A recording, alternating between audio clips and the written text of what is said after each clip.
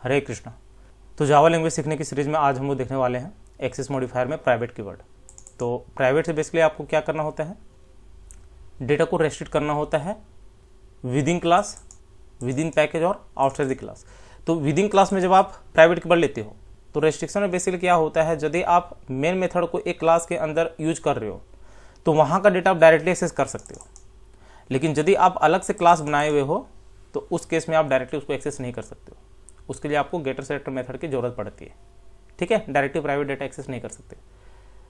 उसी तरह आपको विद इन पैकेज है, आउटसाइड पैकेज है।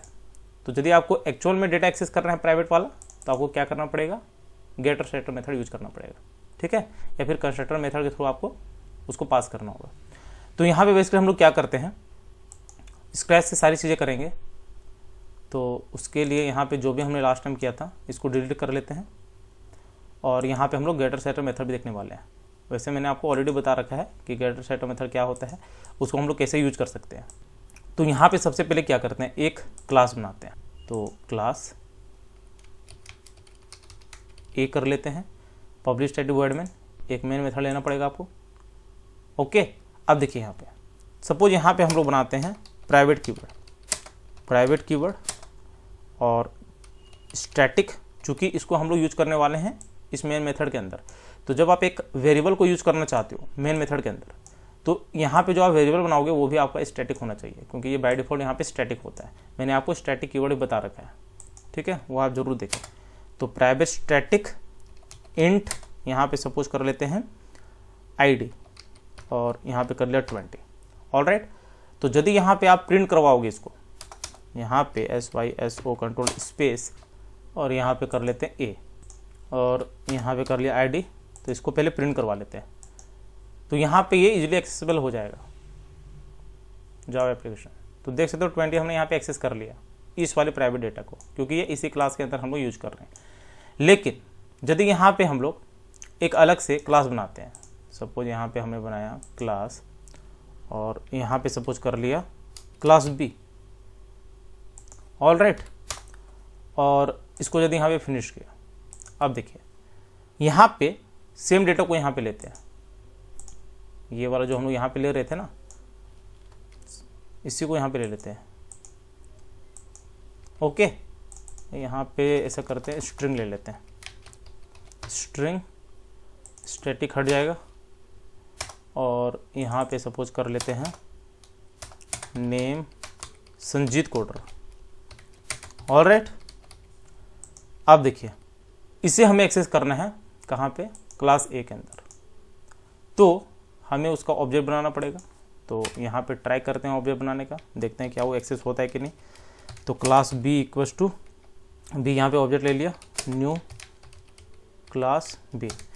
अब यहाँ पे मैंने आपको बताया था पैकेज वाले कॉन्सेप्ट में कि जब आप एक ही पैकेज के अंदर दो अलग अलग क्लास बनाते हो तो उसको दूसरे क्लास में एक्सेस कर सकते हो। क्यों? क्योंकि यहाँ पे भी माई प्रोजेक्ट है और क्लास बी के भी अंदर माई प्रोजेक्ट है। लेकिन चूंकि यहाँ पे आपने प्राइवेट ले लिया है तो इस प्राइवेट डेटा को आप डायरेक्टली एक्सेस नहीं कर सकते हो क्लास ए में, ठीक है। लेकिन वही यहाँ पे यदि आप पब्लिक ले लेते हैं, यहाँ पे आप ले लेते हैं पब्लिक, तो ये इजीली एक्सेसिबल हो जाता है यहाँ पे। ओके, यहाँ पे कोई दिक्कत नहीं था। लेकिन जब यहाँ पे आप प्राइवेट ले लेते हो तो इजीली एक्सेसिबल नहीं होता है, यहाँ पे वो अपने आप एरर दिखाना स्टार्ट कर देगा। जब यहाँ पे प्राइवेट लोगे तो वो यहाँ पे एरर दिखाना स्टार्ट कर देगा। यहाँ पे बी के थ्रू हम लोग चाह रहे हैं उसको एक्सेस करना, तो सपोज यहाँ पे हमने कर लिया SYSO कंट्रोल स्पेस, यहाँ पे कर देते बी डॉट, क्या है बी डॉट, यहाँ पे हमारा है नेम। तो देखते हैं क्या वो एक्सेस कर पाता है कि नहीं। यहाँ पे कर लिया बी डॉट नेम। तो जैसे आप यहाँ पे यूज करना चाहोगे वो आपको एरर दे देगा, ठीक है। यहाँ पे रन करके देख लेते हैं। वैसे वहाँ पे तो एरर दे रहा है, लेकिन यहाँ पे देखिए अपने आप यहाँ पे एरर दे देगा, ठीक है। Unresolved comparison problem, class B dot name is not visible, ठीक है। चूँकि वहाँ पे आपने क्या ले लिया है, प्राइवेट ले लिया है। यदि यहाँ पे प्राइवेट हटा लेते हो या फिर इसको पब्लिक भी देते हो तो ये आपको रन करके दे देगा, क्योंकि पब्लिक में कोई दिक्कत नहीं होती है। ऑलराइट, लेकिन प्राइवेट में आपका दिक्कत करता है। तो इस केस में बेस्ट तरीका क्या है, बेस्ट मेथड ये है कि आप गेटर सेटर मेथड यूज़ कीजिए और ये जो डेटा है वो आप पास कर लीजिए जब आप इसको कॉल करवाओगे। ठीक है, तो इसको इस वे में भी आप यूज़ कर सकते हो। इसको ऐसे ही रखते हैं और गेटर सेटर के लिए मैंने आपको बताया था शॉर्ट भी होता है तरीका, वैसे ये आपको आने चाहिए कि कैसे क्रिएट करते हैं। तो यहाँ पे सोर्स में सिंपली करना है आपको गेटर सेटर, ऑलराइट। नेम को करना है जनरेट। तो इसमें बेसिकली क्या होता है, जब आप वैल्यू पास करोगे मेन मेथड से तो यहाँ पे वो सेट कर देगा इस नेम वाले वेरिएबल को और यहाँ से ये रिटर्न कर देगा। तो जब ये रिटर्न करेगा तो इसको प्रिंट करवाने के लिए आपको system.out.print लेना पड़ेगा। ओके, तो सबसे पहले यहाँ पे वैल्यू भेजते हैं सेट नेम में। तो चूंकि यहाँ पे हम बी का ऑब्जेक्ट बना चुके हैं तो डायरेक्टली यहाँ पे आप क्या कर सकते हो, बी डॉट सेट नेम, उस मेथड को डायरेक्टली गेट कर सकते हो। ठीक है, चूंकि यहाँ पे ऑब्जेक्ट बना लिया है ना, तो ऑब्जेक्ट जब हम लोग बनाते हैं तो ये जो मेथड होते हैं इसको हम लोग डायरेक्टली एक्सेस कर सकते हैं।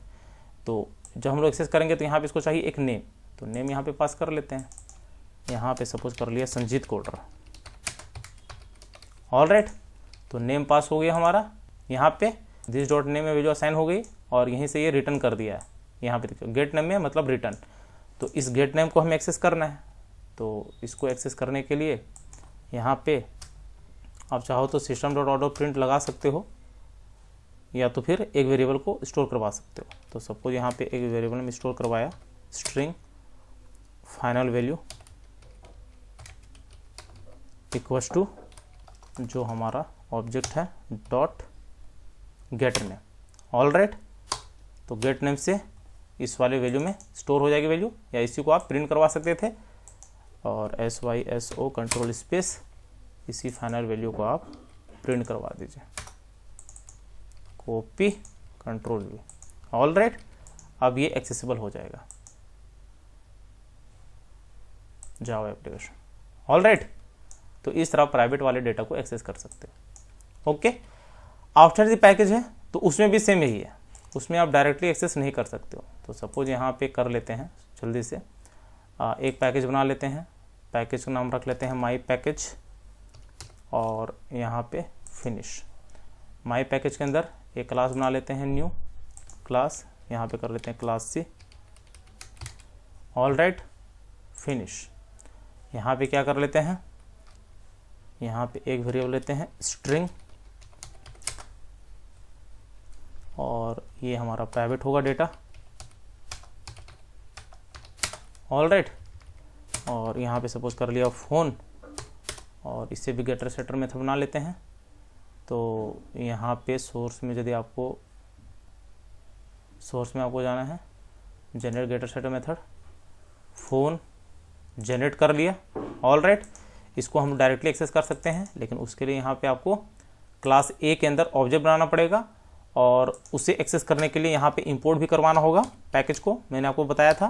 क्योंकि ये जो पैकेज आप ले रहे हो इस वाले पैकेज के बाहर ले रहे हो, माई प्रोजेक्ट जो है जहाँ पे क्लास A है इसके बाहर ले रहे हो आप माई पैकेज के अंदर क्लास C को। तो उसको इंपोर्ट करवाने के लिए यहाँ पे आपको लिखना पड़ेगा इंपोर्ट माई पैकेज डॉट क्लास C। तो यहाँ पे इंपोर्ट हो गया, यहाँ पे आप ऑब्जेक्ट बना लीजिए। तो C equals to new control V और यहीं से डायरेक्टली आप वैल्यू पास कीजिए। तो यहाँ पे C डॉट सेट होगा, तो सेट फ़ोन यहाँ पे कर लीजिए आप 9877654321, ऑलराइट। और यहाँ पे आप उसको प्रिंट करवा लीजिए। तो SYSO control space simply C dot gate phone, alright. तो यहाँ पे फ़ोन एक्सेस हो जाएगा, यहाँ पे न्यू कीवर्ड होगा। तो इसको सेव किया, right click run as Java application, alright. तो इस तरह प्राइवेट कीवर्ड का यूज कर सकते हो, डायरेक्टली एक्सेस नहीं कर सकते, ठीक है। विद इन क्लास ही वो पॉसिबल है और आउटसाइड द क्लास आप उसको गेटर सेटर से एक्सेस कर सकते हो। तो उम्मीद है वीडियो जरूर अच्छी लगी होगी, सब्सक्राइब जरूर कर लेना चैनल को। मिलते हैं नेक्स्ट वीडियो में। Thank you, happy learning, Hare Krishna.